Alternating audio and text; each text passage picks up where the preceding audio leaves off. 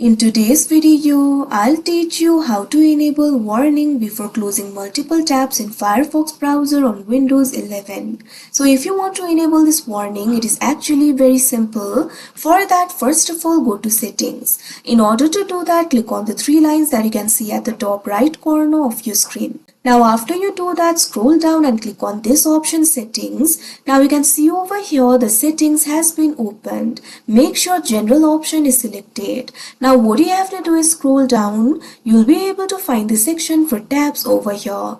Right over here you'll be able to find this section for closing. Make sure to check on this option, ask before closing multiple tabs. Now once you do that, whenever you're closing the multiple tabs, you'll be able to see the warning. So like this you'll be able to do it. So that is how you enable warning before closing multiple tabs in Firefox browser on Windows 11. I hope you found this video helpful. Thank you for watching.